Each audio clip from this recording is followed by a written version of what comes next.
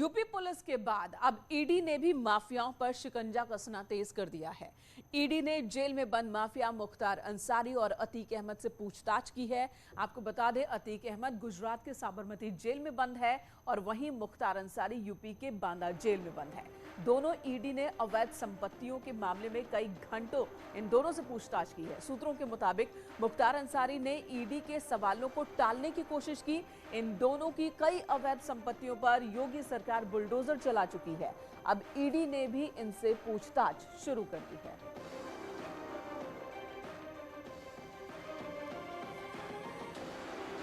अतीक अहमद और मुख्तार अंसारी दोनों पर ईडी ने भी शिकंजा तेज कर दिया है।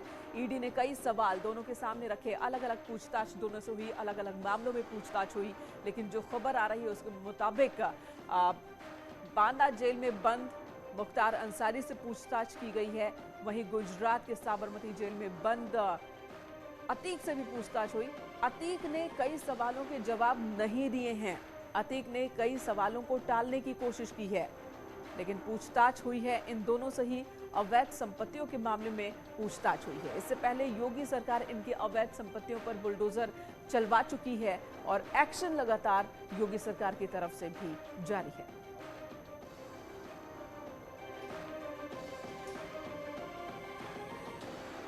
उत्तर प्रदेश में इन माफियाओं के खिलाफ लगातार सरकार और पुलिस का जो एक्शन है वो चल रहा है। कानून का शिकंजा कसता जा रहा है और इसी बीच ईडी भी इस मामले में पूछताछ के लिए आ चुकी है। अवैध संपत्तियों को लेकर इन दोनों से ही अलग अलग जेलों में दोनों बंद है। एक गुजरात के साबरमती जेल में है अतीक अहमद, जबकि दूसरा यूपी के बांदा जेल में है मुख्तार अंसारी। इन दोनों से ईडी की टीम ने पूछताछ की है। कई अलग अलग संपत्तियों को लेकर पूछताछ हुई है और अभी तक करोड़ों की संपत्तियों पर कार्रवाई भी हो चुकी है। बुलडोजर भी चल चुका है जो यूपी पुलिस ने कार्रवाई की है। इस वक्त हमारे साथ ऋषभ मणि त्रिपाठी लखनऊ से हमारे साथ जुड़ चुके हमारे सहयोगी।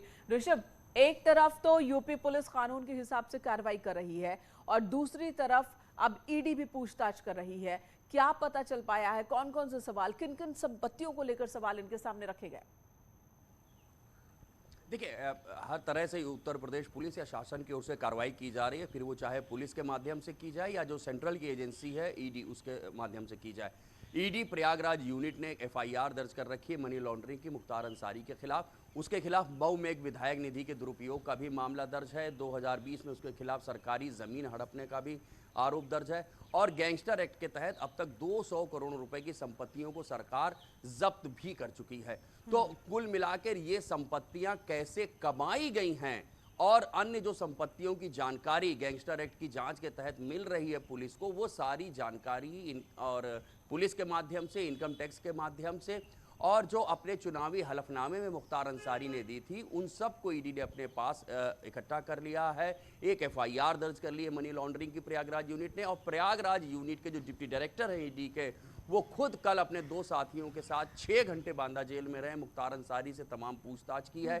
जो हमें सूत्र जानकारी दे रहे हैं उसके मुताबिक लखनऊ, मऊ, गाजीपुर, वाराणसी, नई दिल्ली, नोएडा, मुंबई और यहाँ तक कि दुबई की कुछ संपत्तियों के बारे में भी पूछताछ की जा रही है। लखनऊ के कारोबारी ने भी आरोप लगाया था मुख्तार अंसारी पे, तो उसके भी तमाम कागजात लेकर के ईडी उनसे पूछताछ कर रही है। तो आप ये मान के चलिए कि आपके पास साथियों अंकित त्रिपाठी भी बांदा से हमारे साथ जुड़ चुके हैं। अंकित, काफी पूछताछ हुई मुख्तार अंसारी से, अलग अलग संपत्ति, विदेशों में संपत्ति उसे लेकर भी पूछताछ हुई है। आपके पास क्या खबर है? मुख्तार ने किन किन सवालों का जवाब सही से दिया है? किसे टालने की कोशिश की गई? जी, हालांकि अगर बताया जाए तो बांदा जेल कल ईडी की टीम पहुंची, 3 सदस्यीय टीम, और यहीं बांदा जेल में बंद बाहुबली विधायक मुख्तार अंसारी से लगभग कहा जाए तो 6 घंटे पूछताछ की गई है। लेकिन कुछ सवालों के जवाब जो है मुख्तार अंसारी देने से मुकरता रहा और ईडी की टीम ने जब उनको उसके साक्ष्य दिखाए तो कहीं ना कहीं मुख्तार अंसारी जो है इस बात को स्वीकार किया उसने और कहा है कि अपने चार्टर्ड अकाउंटेंट से पूरे मामले में जानकारी लेने के बाद वो उस पर जो है जवाब देगा। फिलहाल अगर कहा जाए तो सूत्रों से जानकारी मिले तो आज या कल में मुख्तार का जो पर्सनल चार्टर्ड अकाउंटेंट है वो भी बांदा जेल पहुंच सकता है और मुख्तार से मुलाकात कर सकता है। फिलहाल सूत्र ये भी बता रहे हैं कि मुख्तार से आज भी ईडी की टीम पूछताछ करने बांदा जेल आ सकती है। जी धन्यवाद। इस वक्त दोनों को बहुत बहुत धन्यवाद पूरी जानकारी देने के लिए, बहुत महत्वपूर्ण जानकारी। और आज फिर जो टीम है वो पूछताछ कर सकती है। इधर बुलंदशहर में सड़क पर साइड देने को लेकर फौजी और ट्रैक्टर चालक के बीच विवाद इतना बढ़ा कि दोनों पक्षों में जमकर मारपीट हो गई। मारपीट में 6 लोग घायल हुए हैं। इस मामले में 7 लोगों के खिलाफ नामजद रिपोर्ट दर्ज कराई गई है। औरंगाबाद थाना क्षेत्र का ये मामला है। जो विवाद था, बहुत ही छोटी सी बात पर विवाद की शुरुआत हुई है। सड़क पर साइड देने को लेकर विवाद की शुरुआत हुई और उसके बाद मारपीट, जिसमें 6 लोग जख्मी हो गए। 7 लोगों पर नामजद रिपोर्ट दर्ज हुई है।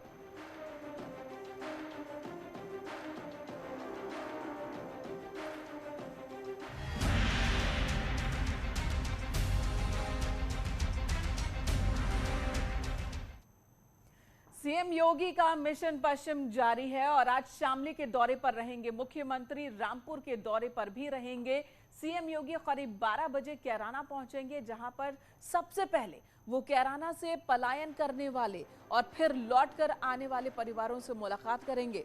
इसके बाद सीएम पीएसी कैंप का शिलान्यास भी करेंगे। सीएम योगी शामली जिले को 411 करोड़ रुपए की कई विकास योजनाओं की सौगात देने वाले हैं। सीएम योगी कैराना में 30 योजनाओं का लोकार्पण और 83 योजनाओं का शिलान्यास करने वाले हैं। साथ ही मुख्यमंत्री आयुष्मान कार्ड, पीएम आवास योजना के लाभार्थियों को चेक बांटेंगे। इस दौरान सीएम योगी एक जनसभा को भी संबोधित करेंगे। सीएम योगी दोपहर करीब 2 बजे शामली से रामपुर रवाना होंगे। रामपुर में भी सीएम योगी करोड़ों की योजनाओं का सौगात देने वाले हैं।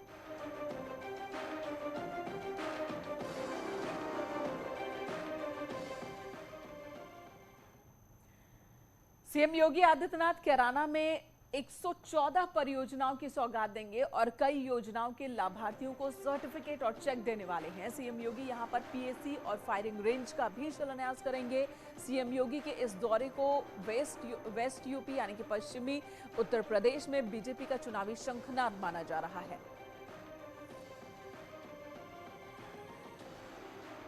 पश्चिमी उत्तर प्रदेश से जो राजनीतिक फिजा बनती है वो पूरब तक जाती है। अलग अलग पार्टियां पश्चिमी उत्तर प्रदेश में चुनावी शंखनाद कर रही हैं। इसी कड़ी में आज उत्तर प्रदेश के मुख्यमंत्री योगी आदित्यनाथ पश्चिमी उत्तर प्रदेश के कैराना से चुनावी शंखनाद करेंगे। मिशन 2022 को लेकर उत्तर प्रदेश के मुख्यमंत्री योगी आदित्यनाथ आज पश्चिमी उत्तर प्रदेश की धरती पर होंगे। पश्चिमी उत्तर प्रदेश के कैराना में मुख्यमंत्री योगी आदित्यनाथ एक जनसभा को भी संबोधित करेंगे और यहां करोड़ों रुपए की योजनाओं का शिलान्यास और लोकार्पण करेंगे। न्यूज 18 की टीम इस वक्त उसी जनसभा स्थल पर मौजूद है जहां मुख्यमंत्री योगी आदित्यनाथ आने वाले हैं। आप इन तस्वीरों में देखिए कि किस तरह से भव्य मंच यहां तैयार किया गया है। आयुष्मान भारत, प्रधानमंत्री आवास योजना, राष्ट्रीय ग्रामीण आजीविका मिशन, कन्या सुमंगला योजना सहित विभिन्न योजनाओं के लाभार्थियों को स्वीकृति पत्र, चेक वितरण और जनपद की 114 महत्वपूर्ण परियोजनाओं का लोकार्पण और शिलान्यास आज किया जाएगा। शामली की विधानसभा कैराना में पीएसी और फायरिंग रेंज के निर्माण कार्य का शिलान्यास भी होगा। उत्तर प्रदेश के मुख्यमंत्री योगी आदित्यनाथ यहां उपस्थित होंगे।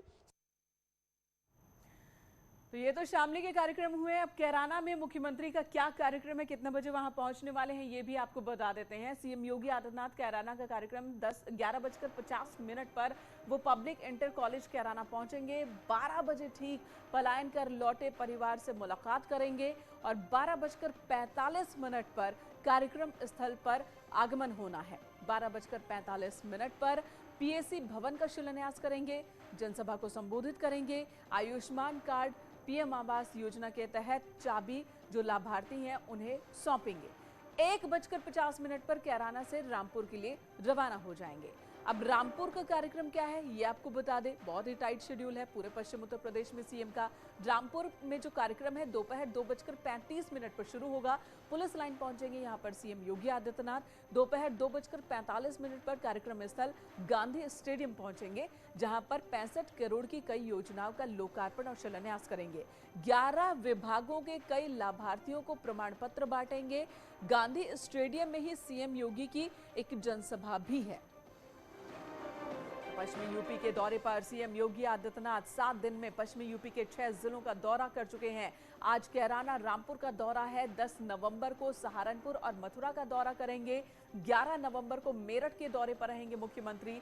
मेरठ में 17 पैरालंपिक खिलाड़ियों का सम्मान भी करेंगे, क्योंकि ये वो शहर, ये वो नगर जहां से बड़ी संख्या में खिलाड़ी देश विदेश जाते हैं, भारत का नाम रोशन करते हैं।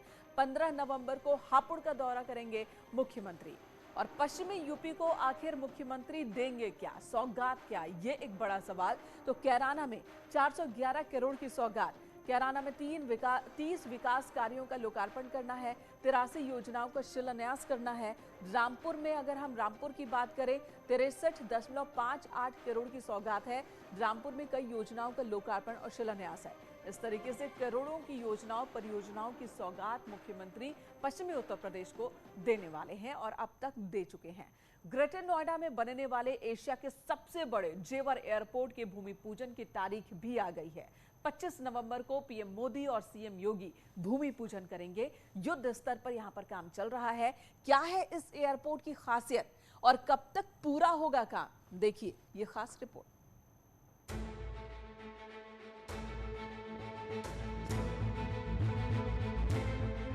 यूपी के ग्रेटर नोएडा में बनने वाले एशिया के सबसे बड़े एयरपोर्ट के भूमि पूजन की तारीख तय हो गई है। 25 नवंबर को पीएम मोदी और सीएम योगी बनने वाले इंटरनेशनल एयरपोर्ट का भूमि पूजन करेंगे। सबसे बड़े एयरपोर्ट को बनाने के लिए जेवर में युद्ध स्तर पर काम चल रहा है। एयरपोर्ट के निर्माण के लिए 1334 हेक्टेयर जमीन अधिग्रहित की गई है। साथ ही 2023-24 के बीच जनता के लिए उड़ानें शुरू करने का लक्ष्य भी तय कर दिया गया है। अब ये भी देख लीजिए कि इस एयरपोर्ट में क्या क्या खास होंगे। एशिया का सबसे बड़ा एयरपोर्ट होगा, जिसमें 8 रनवे होंगे। करीब 1 करोड़ 20 लाख यात्री सालाना उड़ान भर सकेंगे। इसके अलावा एयरपोर्ट को हाई स्पीड रेल लाइन से जोड़ने की भी योजना है, यानी दिल्ली से 80 किलोमीटर की दूरी काफी कम समय में तय कर सकेंगे। Bureau report, news 18। न सिर्फ नेशनल और इंटरनेशनल उड़ान इस एयरपोर्ट से होगी, बल्कि यहां पर वायु विमानों के मेंटेनेंस की भी व्यवस्था होगी, जो कि भारत के किसी भी बड़े इंटरनेशनल एयरपोर्ट पर नहीं है। एक ब्रेक के लिए रुकते हैं, खबरें जारी हैं। रेलवे अधिकारियों और श्रद्धालुओं ने इसका स्वागत किया। श्रद्धालुओं को लेकर दिल्ली से अयोध्या पहुंची है ट्रेन। जी हां, तो दिल्ली से अयोध्या पहुंच गई रामायण सर्किट एक्सप्रेस और वहां पर अयोध्या कैंट रेलवे स्टेशन पर पहुंचने के बाद देखिए किस तरीके से स्वागत अधिकारियों की तरफ से किया गया है इस ट्रेन में मौजूद श्रद्धालुओं का। ये श्रद्धालु जो कि रामलला के दर्शन के लिए स्पेशल ट्रेन से दिल्ली से रवाना हुए थे अयोध्या के लिए, अयोध्या कैंट रेलवे स्टेशन पर अब ये ट्रेन पहुंच चुकी है। रामायण सर्किट ट्रेन जो कि देख रहे हैं बहुत ही स्पेशल ट्रेन है। कई सुविधाएं इस ट्रेन में मौजूद हैं श्रद्धालुओं के लिए, उन श्रद्धालुओं के जो कि राम को देखना चाहते हैं, राम के दर्शन करना चाहते हैं। तो देखिए जरा बैठने की व्यवस्था, पर्दे आप देख सकते हैं, यहाँ पर वार्डरोब की भी व्यवस्था की गई है और खूबसूरत तरीके से डेकोर भी किया गया है रामायण सर्किट स्पेशल ट्रेन को। बाहर आप देख सकते हैं इस ट्रेन पर जो नक्काशी की गई है वो भी अपने आप में, जो डिज़ाइन बनाए गए हैं वो भी अपने आप में बहुत ही अद्भुत से हैं और जो एहसास है वो बिल्कुल भक्ति में एहसास करने का, राम में एहसास अनुभव कराने का और घंटी बजाकर स्वागत किया गया है यहाँ पर श्रद्धालुओं का। घंटी की जो ध्वनि होती है बहुत शुभ मानी जाती है। एक्सप्रेस अयोध्या पहुंच चुकी है। अयोध्या कैंट रेलवे स्टेशन पर इसका भव्य स्वागत हुआ है और ये वो यात्री हैं जो यात्रियों को लेकर ये सुविधा देते हुए यहाँ लेके आए हैं। बाकायदा आप देख सकते हैं घंटी बजाकर यहाँ पर जो रामायण एक्सप्रेस के यात्री थे उनका स्वागत किया है। यही लोग यात्रियों का सेवा सत्कार करते हुए दिल्ली से यहाँ तक लेकर पहुंचे। इन्हीं से जानते हैं क्या व्यवस्थाएं इस वर्ष अंदर रामायण सर्किट एक्सप्रेस ट्रेन में दी जा रही है। कैसी कैसी सुविधाएं यात्रियों की यहाँ पर है? हमारी ट्रेन में भोजन व्यवस्था बढ़िया, बगैर लहसुन का भोजन व्यवस्था है और ये अयोध्या से रामेश्वरम तक की यात्रा है और हम लोग राम भक्तों की सेवा में लगे हुए हैं और राम भक्तों को घंटी बजाकर स्वागत करते हैं और ऐसे निकलकर Ramayan circuit express train Ayodhya cantt पहुंच चुकी है। आप देख रहे हैं ये रामायण सर्किट ट्रेन जो है इसमें अयोध्या कैंट इस समय खड़ी हुई है। यहाँ से श्रद्धालु बाहर निकलकर बस के द्वारा वह अयोध्या धाम जाएंगे, जहाँ पर वह रामलला, हनुमानगढ़ी व अन्य मंदिरों के दर्शन पूजन करेंगे। उसके बाद लगभग 4:30 बजे ये रामायण ट्रेन वाराणसी की रवाना होगी। आप देख रहे हैं किस तरह से यहाँ पर श्रद्धालुओं का फूल स्वागत किया गया है। आप देख रहे हैं यहाँ पर जो अधिकारी हैं रेलवे के, वो लोग का स्वागत कर रहे हैं। भाई साहब, किस तरह स्वागत किया आप लोगों ने? सर, आपने किस तरह स्वागत किया श्रद्धालुओं का? सर, ये फूल पंखुड़ियों से, गुलाब की फूल की पंखुड़ियों से हम लोगों ने इनका स्वागत किया है। अयोध्या भगवान राम की नगरी में ये लोग अभी आए हुए हैं श्रद्धालु, और हम लोग इनकी वहीं से दिल्ली से ही सेवा करते हुए आ रहे हैं। और ये हमारे माँ बाप, माता पिता जैसे हैं, और इनकी सेवा ही करना हमारा परम सौभाग्य का दिन है। इनका आगे क्या क्या क्रम है? सर, आगे ये पूरा यहाँ पे घूमेंगे अयोध्या जी में, भगवान श्री राम जन्मभूमि, और जो भी यहाँ पे धार्मिक स्थल है सारे हम लोग इनको घुमाएंगे। फिलहाल श्रद्धालु अयोध्या धाम के लिए रवाना हो चुके हैं। केबी शुक्ला, न्यूज़ 18, अयोध्या कैंट। और यहाँ पर श्रद्धालुओं को दर्शन कराने के बाद ये ट्रेन वाराणसी के लिए निकल जाएगी। और चलिए बात कर लेते हैं जीका वायरस की। कानपुर में जीका वायरस का कहर लगातार जारी है। दिल्ली से कानपुर पहुंची 6 सदस्यीय जांच टीम जीका वायरस संक्रमण को, इसके कारणों को तलाशने की कोशिश हो रही है, और इसी वजह से ये टीम वहां पहुंची है। जांच टीम ने माना कि हर 100 में से 2 से 3 घरों में एडीज मच्छर का लार्वा हो सकता है। दिल्ली भेजे गए थे जो सैंपल, उसकी रिपोर्ट मिले हैं कि जीका के RNA रिपोर्ट में मिले हैं, जीका का RNA। और यहाँ देखिए जांच टीम जो है 6 सदस्यों की, वो पहुंच चुकी है अब कानपुर।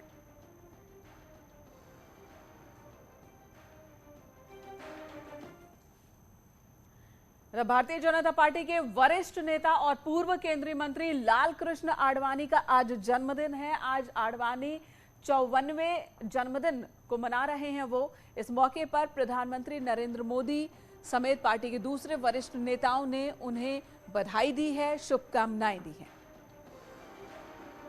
प्रधानमंत्री नरेंद्र मोदी ने ट्वीट किया है, आडवाणी जी को बधाई है। पीएम ने अपने ट्वीट में लिखा है, आदरणीय आडवाणी जी को जन्मदिन की बधाई। उनकी लंबी उम्र और स्वस्थ जीवन की प्रार्थना करता हूं। लोगों को सशक्त बनाने और हमारे सांस्कृतिक गौरव को बढ़ाने की दिशा में उनके कई प्रयासों के लिए राष्ट्र उनका ऋणी रहेगा। उन्हें उनकी बौद्धिक क्षमता के लिए भी व्यापक रूप से सम्मानित किया जाता है।